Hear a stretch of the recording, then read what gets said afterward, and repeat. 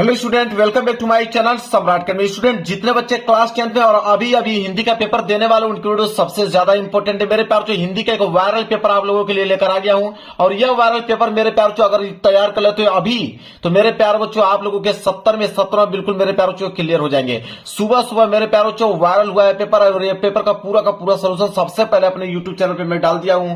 801 बीबी code है मेरे प्यार बच्चों। अगर आपके पास 10 या आधे घंटे का भी समय मेरे प्यार है, ठीक है, एग्जाम देने से पहले अगर आधे घंटे पहले भी आपके पास शेष टाइम बचा हुआ तो मेरे पास इस पेपर को सॉल्व करके जाना।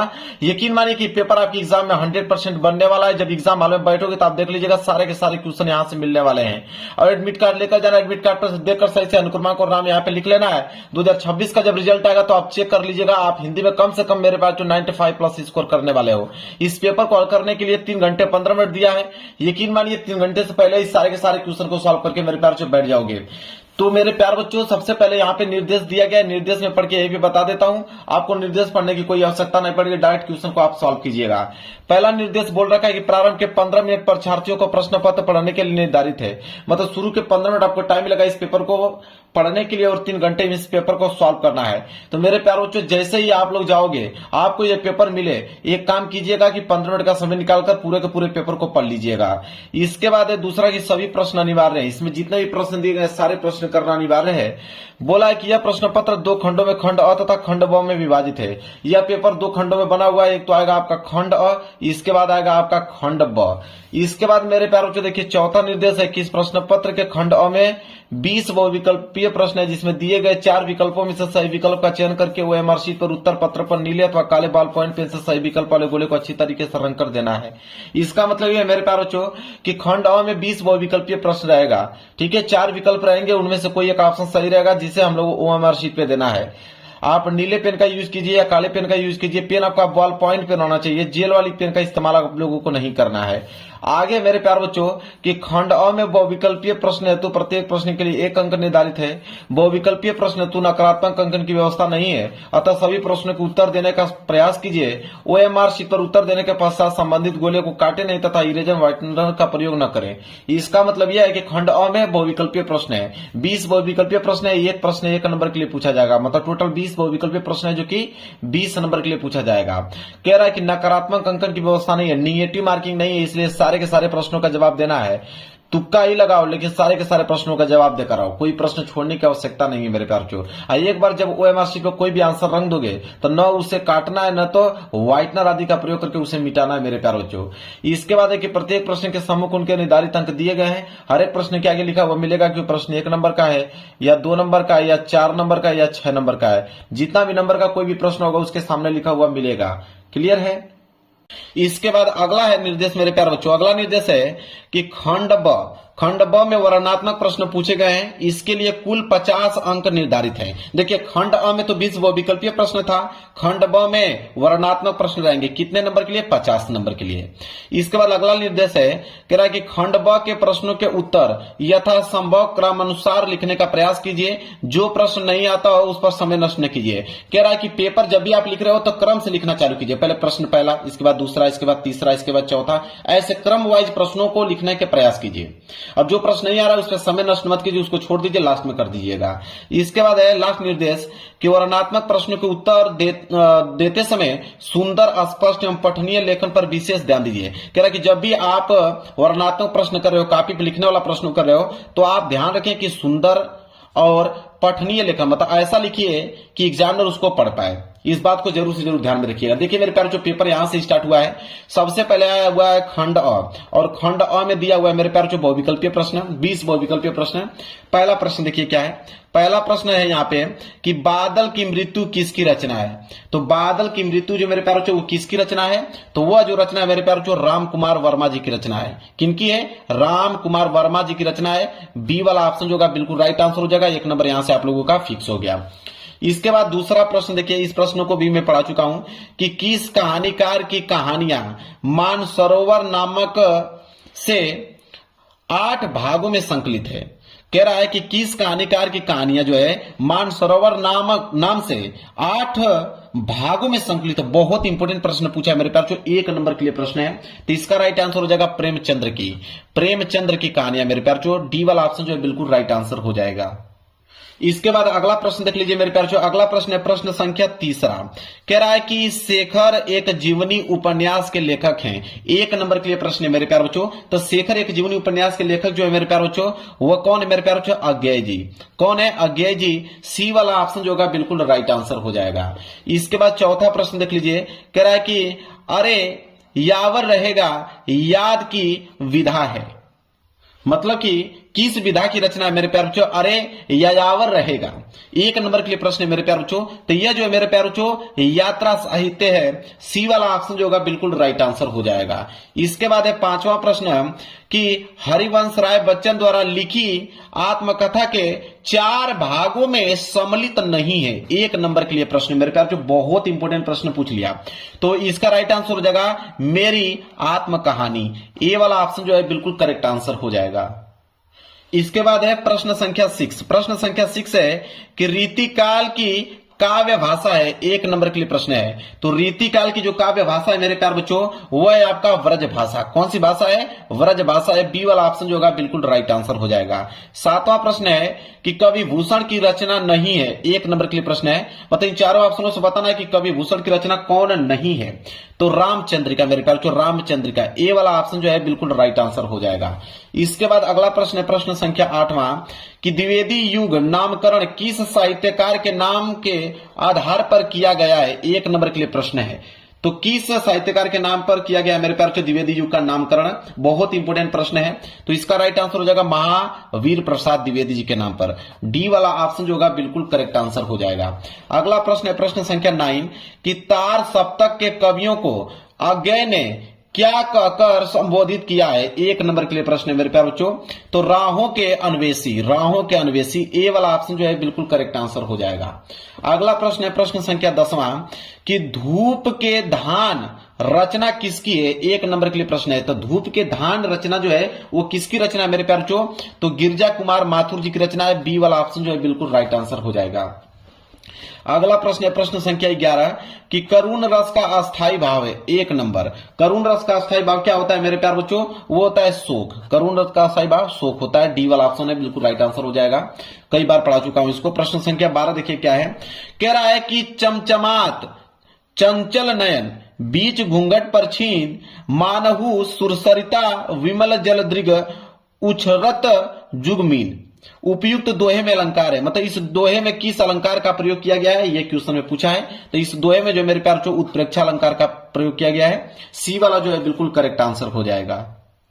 इसके बाद अगला प्रश्न है प्रश्न संख्या 13 मेरे प्यारे बच्चों कि रोला छंद किस प्रकार का छंद है। 1 नंबर के लिए प्रश्न है। तो रोला छंद किस प्रकार का छंद है मेरे प्यारे बच्चों? तो ये जो है वो सममात्रिक छंद है। बी वाला ऑप्शन जो है बिल्कुल राइट आंसर हो जाएगा। इसके बाद है क्वेश्चन नंबर 14वां कह रहा है कि अध्यक्ष में प्रयुक्त उपसर्ग। 1 नंबर के लिए प्रश्न है मेरे प्यारे बच्चों। ठीक है। तो अध्यक्ष में प्रयुक्त उपसर्ग की बात करें तो हो जाएगा अधि। अधिधन क्या हो जाएगा? अध्यक्ष। ठीक है। ए वाला ऑप्शन जो है बिल्कुल राइट आंसर हो जाएगा। अध्यक्ष में अधि जो है उपसर्ग होगा।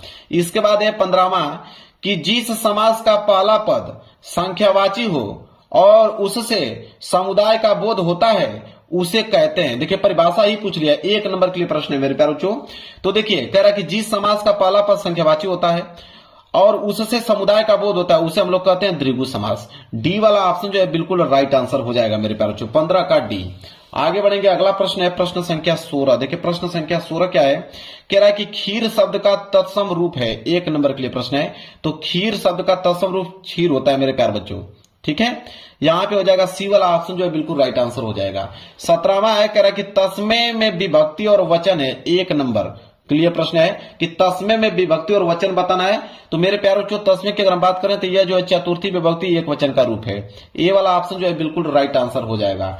अगला प्रश्न है प्रश्न संख्या 18 कि जिस वाक्य से आश्चर्य दुख या सुख का बोध हो उस वाक्य को कहते हैं। 1 नंबर के लिए प्रश्न है। तो उसे हम लोग बोलते हैं विषम्य बोधक वाक्य। बी वाला ऑप्शन जो है बिल्कुल राइट आंसर हो जाएगा।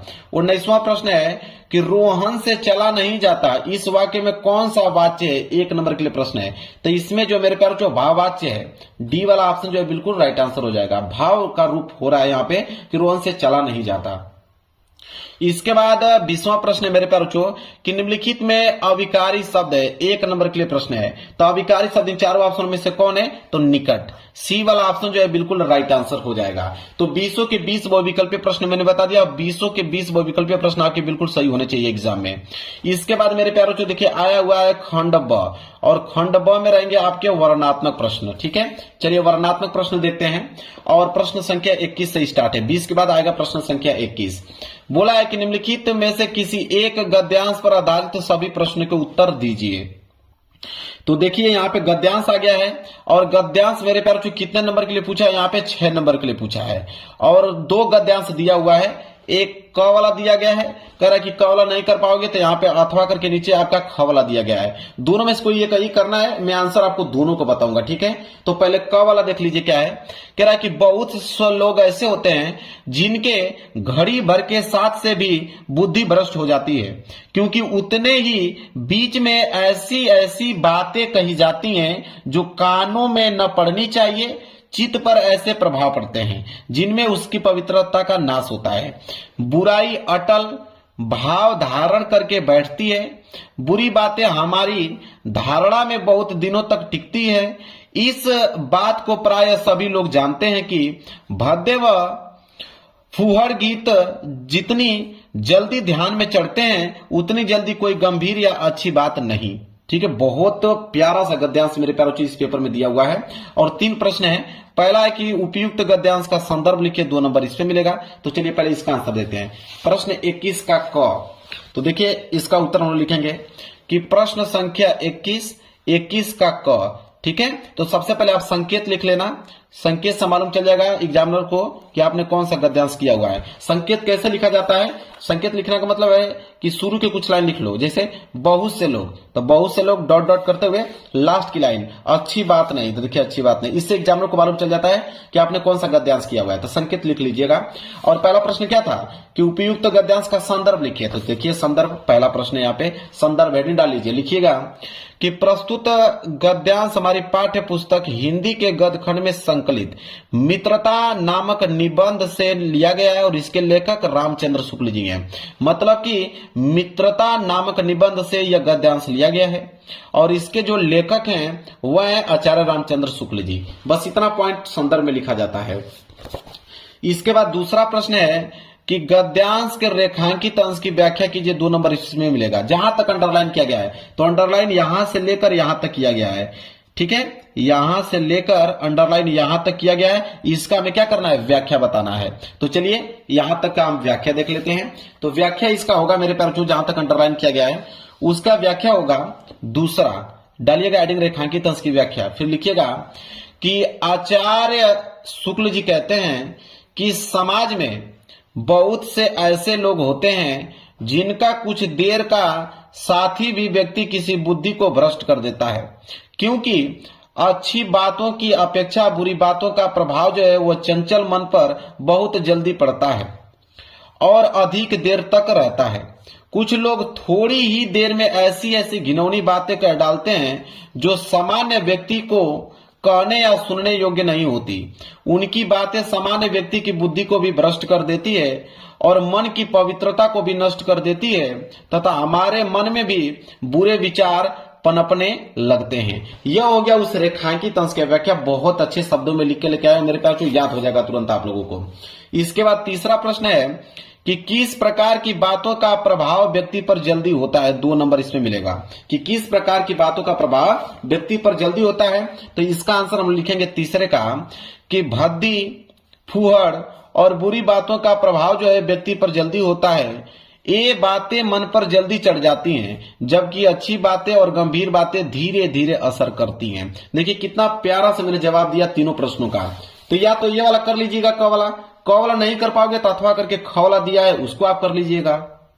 देखिए ख वाला है इसको कर लीजिएगा, अगर उसको नहीं करना चाहते हैं तो ये वाला कर लीजिएगा ख वाला, कि जो तरुण संसार के जीवन संग्राम से दूर है उन्हें संसार का चित्र बड़ा ही मनमोहक प्रतीत होता है। जो वृद्ध हो गए हैं, जो अपनी बाल्यावस्था और तरुणावस्था से दूर हट आए हैं, उन्हें अपने अतीत काल की स्मृति बड़ी सुखद लगती है। वे अतीत का ही स्वप्न देखते हैं।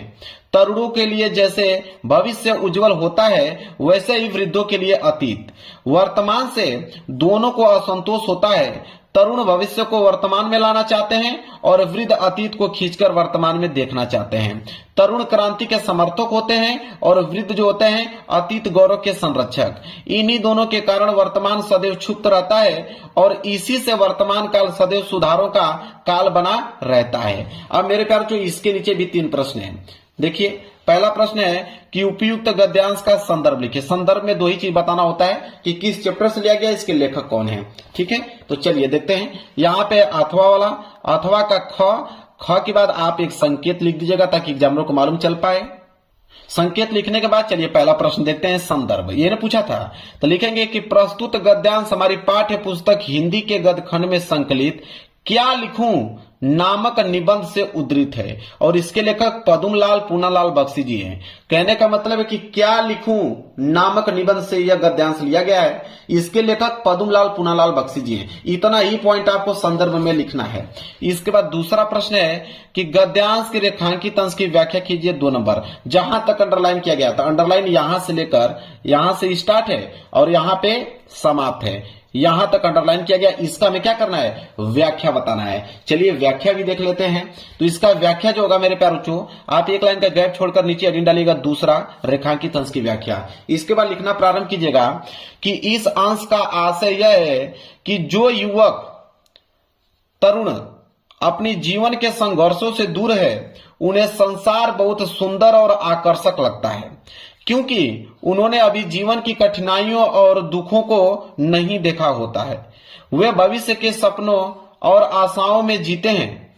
दूसरी ओर जो लोग वृद्ध हो चुके हैं और अपने युवा काल से दूर हो गए हैं, उन्हें अपने बीते हुए जीवन की यादें बहुत सुखद लगती हैं। वे अतीत के सुनहरे दिनों को याद कर आनंद अनुभव करते हैं। इस प्रकार लेखक ने युवाओं की आशावादी दृष्टि और वृद्धों की स्मृति प्रिय प्रवृत्ति का सुंदर चित्रण किया है। यह हो गया उस रेखांकित अंश की व्याख्या मेरे प्यारे बच्चों।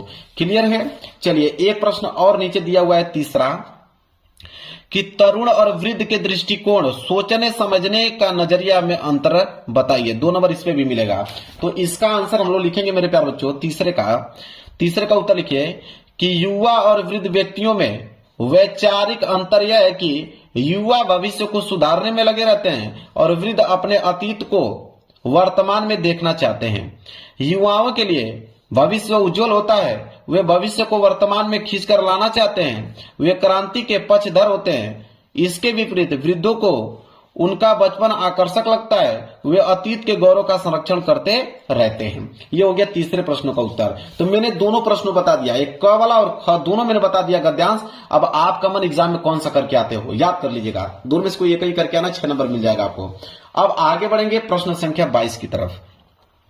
प्रश्न संख्या 22 है कि निम्नलिखित में से किसी एक पद्यांश पर आधारित सभी प्रश्नों के उत्तर दीजिए। अभी हमने गद्यांश देखा, अभी आ गया पद्यांश। पद्यांश भी 6 नंबर के लिए ही होता है, क्योंकि इसके नीचे भी 3 प्रश्न होते हैं, 2-2 नंबर के हिसाब से आपको 6 नंबर मिलता है। तो सबसे पहले हम लोग देखेंगे, यहाँ पे देखिए क वाला दिया है और क अगर नहीं कर पाओगे तो अथवा करके ख वाला भी दिया है। तो दोनों में से कोई एक ही तो आपको करना है। तो मैं दोनों का आंसर बताऊंगा।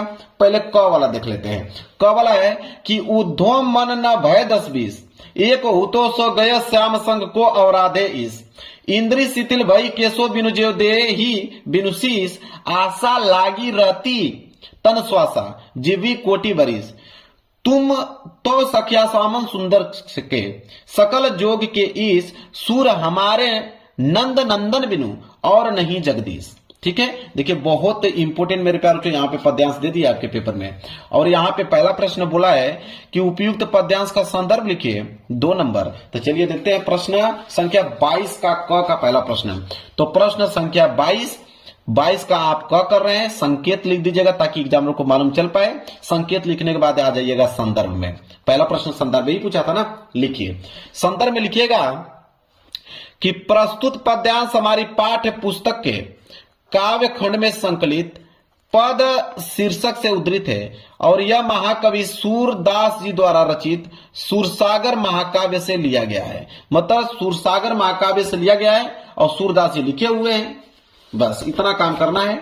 दूसरा प्रश्न कह रहा है कि गोपियां उद्धव द्वारा बताए गए ब्रह्मा ईश्वर की आराधना में स्वयं को असमर्थ क्यों बताती हैं? 2 नंबर इसका उत्तर लिखना पड़ेगा। चलिए इसका आंसर मैं बताता हूं दूसरे का। तो दूसरे का आंसर लिखेगा कि गोपियां उद्धव द्वारा बताए गए ब्रह्मा ईश्वर की साधना करने में स्वयं को असमर्थ इसलिए बताती हैं क्योंकि वे अपना आराध्य श्री कृष्ण को मान चुकी हैं और वे कहती हैं कि श्री कृष्ण के अतिरिक्त हम किसी और को ईश्वर नहीं मानती हैं। 2 नंबर यहां से मिल गया भाई। इसके बाद एक प्रश्न और है कि रेखांकित अंश की व्याख्या कीजिए 2 नंबर।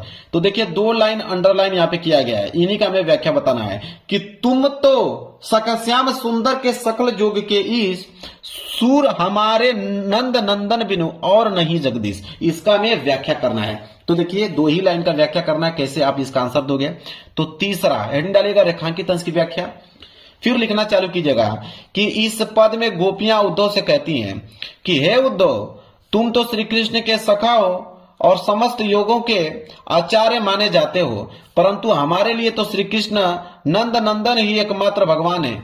उन्हें सिवा की हम किसी अन्य देवता ईश्वर को नहीं मानते। मतलब उनके सिवा हम किसी अन्य देवता और ईश्वर को नहीं मानते हैं, हम सिर्फ पूजा करते हैं, हम सिर्फ आराधना करते हैं श्री कृष्ण की। क्लियर है? चलिए अगर ये क वाला नहीं करना चाहते हो कोई दिक्कत नहीं, पीछे आपका अथवा करके ख वाला दिया गया है, उसको आप कर लीजिएगा एग्जाम में।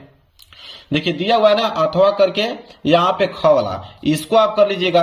ख वाला है कि सहे वार पर वार अंत तक लड़ी वीरवाला सी, आहुति सी गिर चढ़ी चिता पर चमक उठी ज्वाला सी।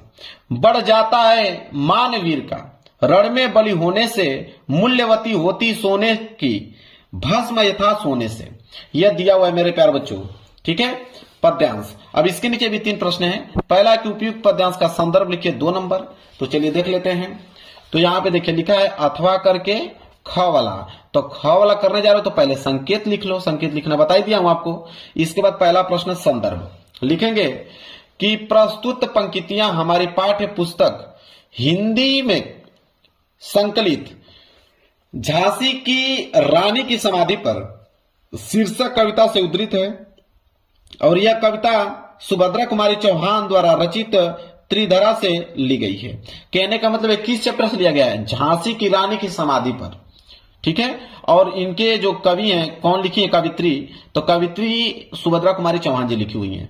ठीक है, क्लियर है? इतना पॉइंट आपको संदर्भ में लिखना है। इसके बाद दूसरा प्रश्न है कि रेखांकित अंश की व्याख्या कीजिए 2 नंबर, जहां तक अंडरलाइन किया गया है कि बढ़ जाता है मानवीर का रण में बलि होने से, मूल्यवती होती सोने की भस्म यथा सोने से। इसका हमें क्या करना है? व्याख्या करना है। देखिए व्याख्या किस प्रकार करेंगे। तो देखिए यहां पे तीसरा प्रश्न है ना, तीसरा प्रश्न तो यहां पे तीसरा डालिएगा, यहां पे तीसरा डालिएगा। रेखांकित अंश की व्याख्या हेडिंग लिखिएगा कि कवित्री कहती हैं कि किसी भी वीर का सम्मान और गौरव युद्ध भूमि में अपने प्राणों का सर्वोच्च बलिदान देने से कई गुना बढ़ जाता है। रानी लक्ष्मीबाई का अंतिम संघर्ष और बलिदान उन्हें इतिहास में अमर बनाता है। इसके बाद लिखिएगा इस विचार को पुष्ट करने के लिए कवित्री उदाहरण देती हैं कि सोने की भस्म राख साधारण सोने से भी अधिक मूल्यवान और गुणकारी होती है। ठीक उसी प्रकार रानी का बलिदान भस्म के समान उनके सामान्य जीवन से कहीं अधिक पवित्र, उपयोगी और कीमती है। उनका बलिदान व्यर्थ नहीं गया, बल्कि इसने देशवासियों के हृदय में स्वतंत्रता की अग्नि और भी तेजी से प्रज्वलित कर दिया। क्लियर है? ये हो गया मेरे प्यारों उस रेखांकित अंश की व्याख्या। क्लियर है? चलिए, अरे दूसरा ही था ना, तो यहाँ पे दूसरा ठीक है, यहाँ तीसरे करने का जो थे दूसरा ही प्रश्न था ना। क्लियर, सही है।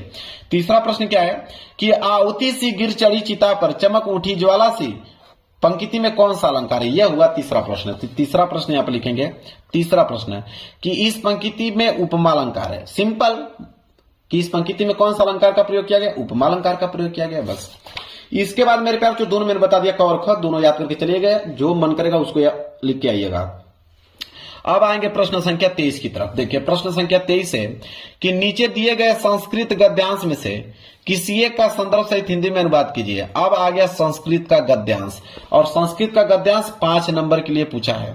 2 नंबर संदर्भ पे और 3 नंबर हिंदी अनुवाद पे पूछता है। इसमें भी आपका 2 दिया, एक क वाला दिया गया है, क वाला नहीं कर पाओगे तो अथवा करके पीछे आपका ख वाला दिया गया है। दोनों में से कोई एक ही करना है। मैं तो आंसर आपको दोनों को बताऊंगा, क और ख दोनों को बताऊंगा। तो पहले क वाला को देख लीजिए, क वाला यहां से लेकर यहां तक है, ये आपका क वाला, और क का संदर्भ सहित हिंदी में अनुवाद ही बताना है। तो प्रश्न संख्या 23 का क, तो सबसे पहला जो काम करोगे कि लिखोगे प्रश्न संख्या 23 का क, सबसे पहले लिखोगे संकेत। संकेत लिखने के बाद आप लिखोगे संदर्भ और हिंदी में अनुवाद, 2 ही पॉइंट बताना है। संदर्भ पे 2 नंबर, अनुवाद पे 3 नंबर। तो पहले संदर्भ देख लेते हैं कि प्रस्तुत गद्यांश हमारी पाठ्य पुस्तक हिंदी के संस्कृत खंड में संकलित देशभक्त चंद्रशेखरन नामक पाठ से अवतरित है। मतलब कि देशभक्त चंद्रशेखरन नामक पाठ से लिया गया है। और हिंदी अनुवाद की अगर हम बात करें तो इसका हिंदी अनुवाद होगा कि दुर्मुख यह दूसरा कोड़े का प्रहार हो, सिपाही फिर से चंद्रशेखर को मारता है, कोड़े से मारे जाने पर भी चंद्रशेखर बार बार भारत माता की जय हो ऐसा बोलते हैं। इस प्रकार उन्हें 15 कोड़े के प्रहारों से ताड़ित मारा किया गया, मतलब ताड़ित किया गया, मतलब उसे 15 कोड़ों से उन्हें मारा गया। जब चंद्रशेखर जेल से मुक्त होकर बाहर आते हैं तभी सभी लोग उनके चारों ओर घेर लेते हैं। बहुत से बालक उनके पैरों पर गिरते हैं और मालाओं से उनका स्वागत करते हैं। मेरे प्यारे बच्चों, बहुत इंपॉर्टेंट मेरे प्यारे बच्चों, यह संस्कृत का गद्यांश है। मैंने संदर्भ और हिंदी में अनुवाद दोनों बता दिया। अगर आपको यह नहीं याद हो पाता है कोई दिक्कत नहीं, अथवा करके पीछे आपका ख वाला दिया है उसको आप कर सकते हो। देखिए मेरे प्यारे बच्चों, ख वाला दिया गया है भारतीय संस्कृति तू सर्वेंसा वाला, ठीक है, यहां तक है मेरे प्यारे बच्चों, यहां से लेकर यहां तक दिया गया है, ये पूरा का पूरा है। इसका आप संदर्भ सहित हिंदी में अनुवाद बता सकते हो। इस पे 5 नंबर भी आपको मिल सकता है। दोनों में से कोई एक ही करना था, मैं आंसर दोनों को बता रहा हूं। तो चलिए यहाँ पे लिखोगे अथवा वाला, फिर लिखोगे ख वाला। ख के बाद मेरे प्यारे बच्चों आप संकेत लिख दीजिएगा। मैं यहाँ पे लिखना भूल गया हूं, लेकिन आप संकेत लिख दीजिएगा एक बार, ताकि एग्जामिनर को मालूम चल पाता है कि आपने कौन सा किया हुआ है। इसके बाद पहला प्रश्न क्या था, संदर्भ, इसके बाद हिंदी अनुवाद। संदर्भ पे 2 नंबर, हिंदी अनुवाद पे 3 नंबर। संदर्भ देखिए, लिखेंगे कि प्रस्तुत गद्यांश हमारी पाठ्य पुस्तक हिंदी के संस्कृत खंड में संकलित भारतीय संस्कृति नामक पाठ से अवतरित है। मतलब कि यहाँ पे भारतीय संस्कृति चैप्टर से लिया गया है। अगर इसका हिंदी अनुवाद देखें, ये जो पूरा का पूरा आप देख रहे हो, इसका हिंदी अनुवाद अगर हम करें तो इसका हिंदी अनुवाद होगा कि भारतीय संस्कृति सभी मतों धर्मों के लोगों के मिलने का स्थान है। समय समय पर अनेक प्रकार के विचार भारतीय संस्कृति में शामिल हुए हैं। यह एक मिश्रित संस्कृति है जिसके विकास में अलग अलग जातियों, संप्रदायों और विश्वासों का योगदान देखा जा सकता है। इसलिए हम भारतीयों की एक ही संस्कृति और एक ही राष्ट्रीयता है। यह हो गया उसका हिंदी अनुवाद। तो मैंने दोनों प्रश्नों को बता दिया, क और ख दोनों, आपका जो मन करे उसको याद करके जाइएगा। प्रश्न संख्या 24 बोला है कि नीचे दिए गए संस्कृत पद्यांश में से किसी एक का संदर्भ सहित हिंदी में अनुवाद कीजिए। अब संस्कृत का पद्यांश आ गया मेरे प्यारे बच्चों। ऊपर हमने गद्यांश देखा, ये पद्यांश है। पद्यांश भी 5 नंबर के लिए पूछा गया है। 2 नंबर संदर्भ पे, 3 नंबर हिंदी अनुवाद में। इसमें भी देखिए एक ऊपर दिया है, एक नीचे वाला। कह रहा है कि अगर ये वाला नहीं कर पाओगे तो अथवा करके नीचे दिया गया है, इसको आप कर सकते हो। तो मेरे प्यारे बच्चों, सबसे पहले अगर ऊपर करने वाला हो तो आप सबसे पहले लिखोगे प्रश्न संख्या 24 और 24 को लिखने के बाद संकेत लिखोगे। संकेत कैसे लिखा जाता है, यहाँ का कुछ लाइन ऊपर लिख दो, डॉट डॉट करते हुए लास्ट लाइन लिख दो। वही मैंने किया है। देखिए शुरू का मैंने कुछ लाइन और लास्ट की लाइन लिख दिया ताकि एग्जामिनर को मालूम चल पाए कि आपने कौन सा किया हुआ है। इसके बाद यहाँ पे संदर्भ, यहाँ पे हिंदी अनुवाद। तो संदर्भ में लिखेंगे कि प्रस्तुत पद्यांश हमारी पाठ्य पुस्तक हिंदी के संस्कृत खंड में संकलित वीरा वीरेन पूजते नामक पाठ से अवतरित है। मतलब वीरा वीरेन पूजते नामक पाठ से लिया गया है। अगर हिंदी अनुवाद की अगर हम बात करें कि इसका हिंदी अनुवाद क्या होगा, तो इसका हिंदी अनुवाद होगा कि जो समुद्र के उत्तर में और हिमालय के दक्षिण में स्थित है वह वर्ष देश भारत नाम से जाना जाता है और वहां भारत में रहने वाली संतान लोग भारतीय कहलाती है। ये उसका हिंदी अनुवाद हो गया। अगर ये नहीं करना चाहते हो, नीचे करने वाला चाहते हो कि मानो हित्वा प्रिय भौतिक क्रोध हितवना सोचती, कामर्थ हितवार्थवन भौति लोभ हितवा सुखी भवत। अगर इसको करना चाहते हो संदर्भ से हिंदी में अनुवाद, तो सबसे पहला जो काम करना पड़ेगा, अथवा करके संकेत लिखना पड़ेगा। जब संकेत लिख दोगे तो एग्जामिनर को मालूम चल जाएगा कि आपने कौन सा किया हुआ है। इसके बाद आप इसका संदर्भ हिंदी में अनुवाद का जवाब दे दीजिए। तो सबसे पहले संदर्भ लिखोगे। संदर्भ में लिखोगे कि प्रस्तुत संस्कृत पद्यांश हमारी पाठ्य पुस्तक हिंदी के संस्कृत खंड के जीवन सूत्राणी नामक पाठ से उद्धृत है। कहने का मतलब कि जीवन सूत्राणी चैप्टर से लिया गया है।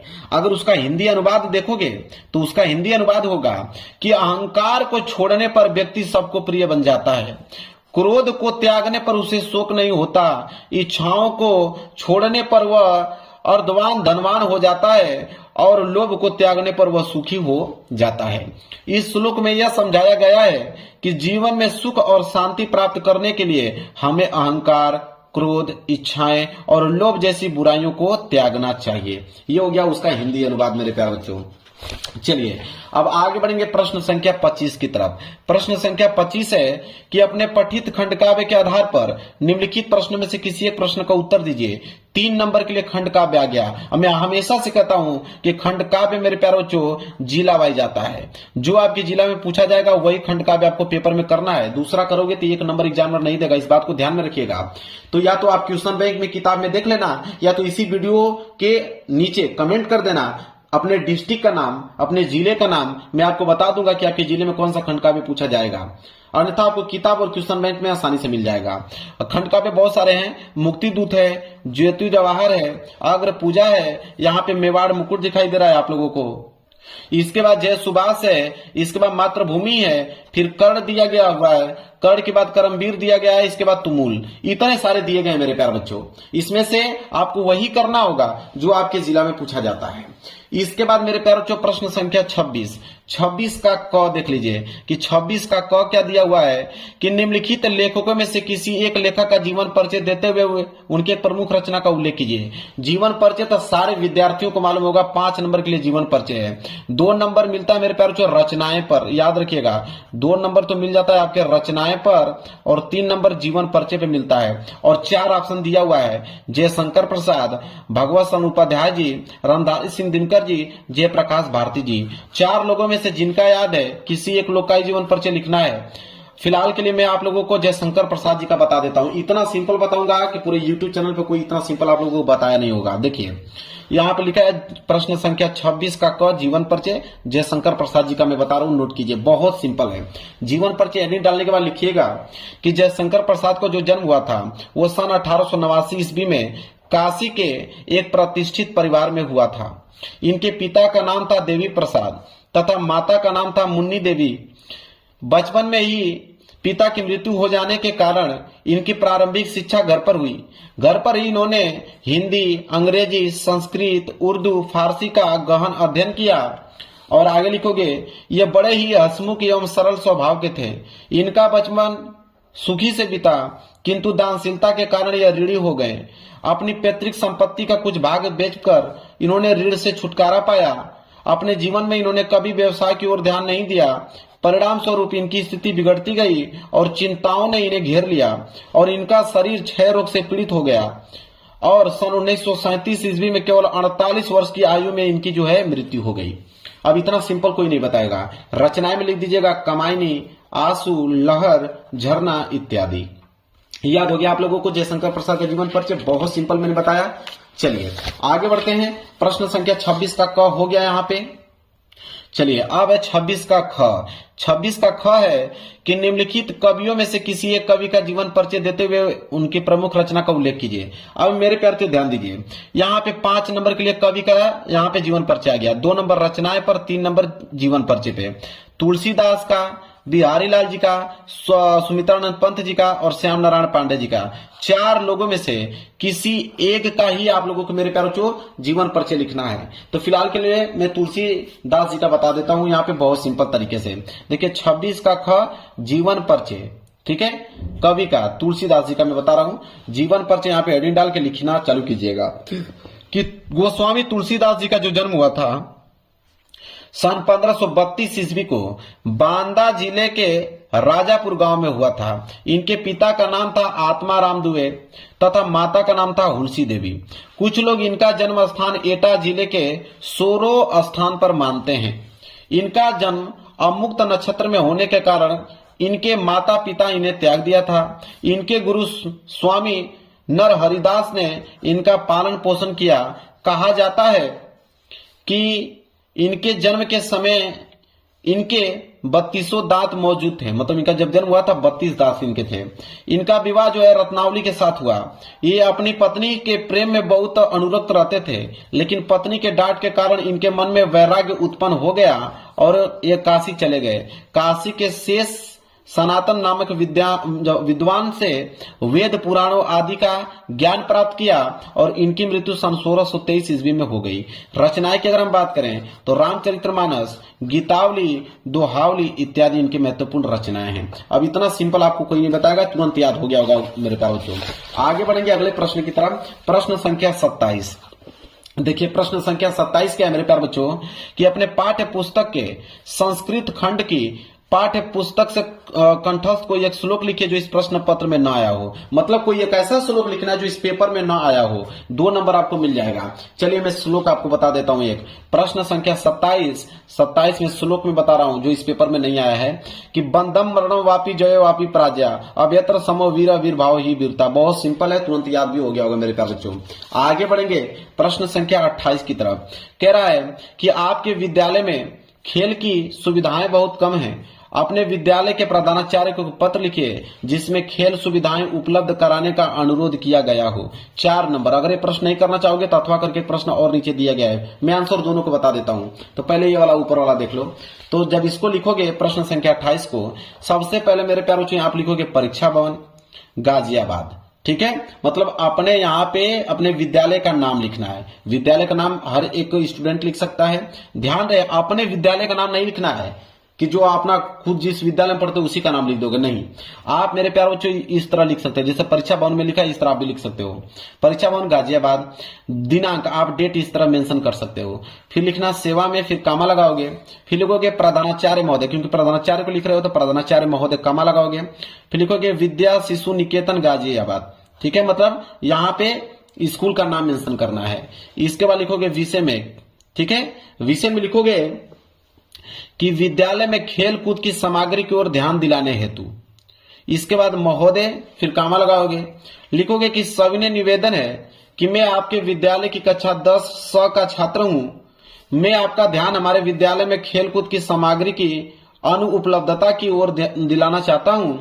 दुर्भाग्य से हमारे कई छात्रों के पास खेलों में भाग लेने हेतु आवश्यक सामग्री नहीं है। यही कारण है कि हमारा विद्यालय प्रत्येक खेल प्रतियोगिता में पिछड़ जाता है। बैडमिंटन खेलने के लिए पर्याप्त रैकेट नहीं है। क्रिकेट की बात की जाए तो ग्लव्स, गेंद और बल्ले विद्यालय में न के बराबर हैं। यदि हमारे विद्यालय में पर्याप्त खेल की सामग्री उपलब्ध हो जाए तो छात्र सही ढंग से तथा निरंतर अपने खेल का अभ्यास कर सकेंगे और प्रतियोगिताओं में अच्छा प्रदर्शन कर पाएंगे। इससे विद्यालय की छवि को भी लाभ होगा। बच्चों के शारीरिक व मानसिक विकास के साथ साथ उनके बीच खेल भावना व भाईचारे की भावना भी पैदा होगी। अतः आपसे प्रार्थना है कि हमारे विद्यालय में खेलकूद की सामग्री उपलब्ध कराने की कृपया करें। धन्यवाद। आपका आज्ञाकारी शीर्षक क ख ग ऐसे लिखना है। अगर ये प्रश्न नहीं करना चाहते हो तो आप ये वाला कर सकते हो कि आपके जन्मदिन पर दादाजी ने एक पुस्तक उपहार में भेजी है। दादाजी को धन्यवाद देते हुए एक पत्र लिखिए। इस पे भी 4 नंबर मिल जाएगा। चलिए ये वाला प्रश्न देख लीजिए अथवा करके। तो सबसे पहले लिखोगे यहाँ पे मेरे प्यारे बच्चों कि परीक्षा भवन नई दिल्ली।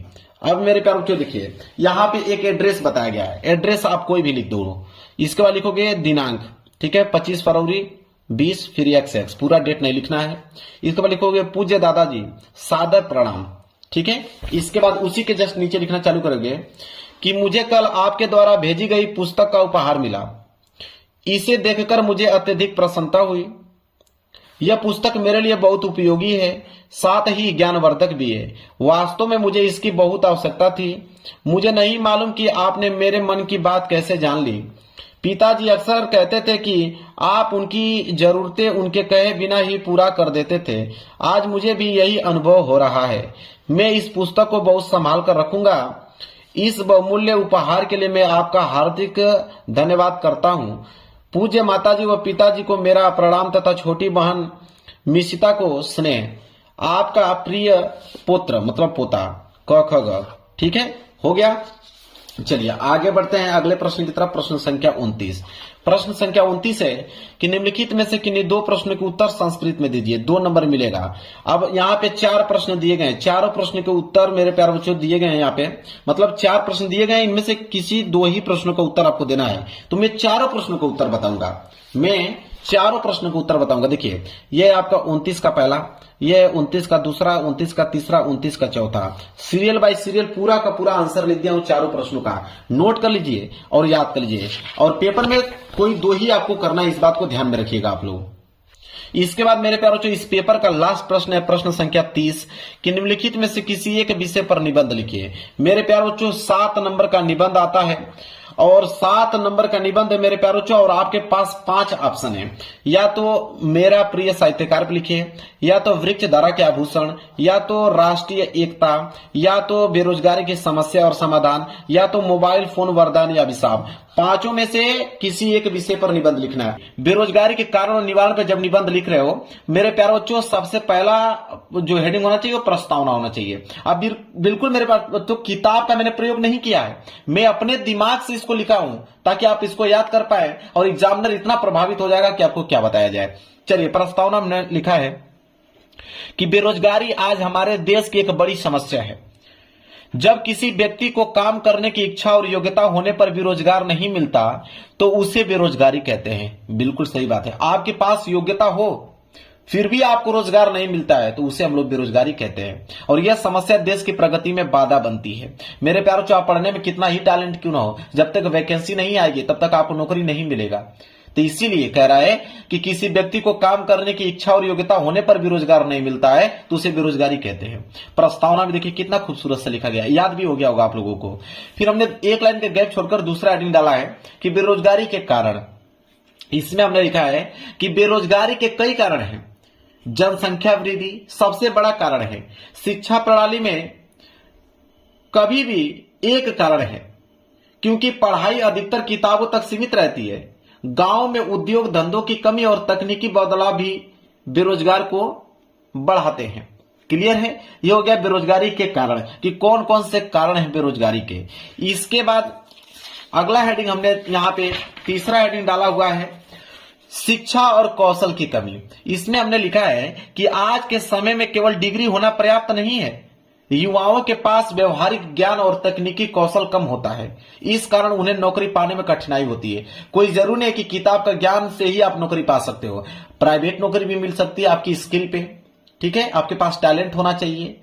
इसके बाद एक लाइन का गैप छोड़ के हमने बेरोजगारी का दुष्परिणाम लिखा है कि बेरोजगारी से गरीबी, तनाव और निराशा बढ़ती है, परिवार की आर्थिक स्थिति कमजोर हो जाती है, समाज में अपराध और असंतोष भी बढ़ सकता है। बिल्कुल सही बात है, अगर बेरोजगार रहेंगे तो आप किसी के साथ गलत व्यवहार करेंगे, चोरी करने लगेंगे, उसको मारने लगेंगे, पीटने लगेंगे पैसे के लिए। भाई पैसे के लिए कोई क्या नहीं करता है, ठीक है, और उससे असंतोष भी बढ़ सकता है। इसके बाद एक लाइन के गैप छोड़ के मैंने 5वां हेडिंग डाला है बेरोजगारी के निवारण। उसका निवारण हम कैसे कर सकते हैं? तो बेरोजगारी दूर करने के लिए सरकार को नए उद्योग स्थापित करने चाहिए। बड़ा एक उद्योग खोलना चाहिए जगह जगह पे, ताकि युवाओं जो है बेरोजगार जो है उसमें काम कर सके। युवाओं को कौशल विकास और प्रशिक्षण देना चाहिए, स्किल सिखाना चाहिए, ताकि वो विदेशों में जाकर और अन्य जगहों पे जाकर उन्हें रोजगार मिल सके प्राइवेट में। स्वरोजगार को बढ़ावा देना, ठीक है, छोटे व्यवसायों को सहायता देना भी आवश्यक है। छोटे छोटे व्यवसाय के लिए उन्हें मतलब लोन देना, ठीक है, ये सारी व्यवस्थाएं स्थापित करना चाहिए सरकार को। इसके बाद मेरे पास जो लास्ट हेडिंग है उपसंहार। उपसंहार में हमने लिखा है कि बेरोजगारी एक गंभीर सामाजिक और आर्थिक समस्या है। यदि सरकार और समाज मिलकर प्रयास करें तो इसे कम किया जा सकता है। युवाओं को सही दिशा और अवसर मिले तो वे देश के विकास में महत्वपूर्ण योगदान दे सकते हैं।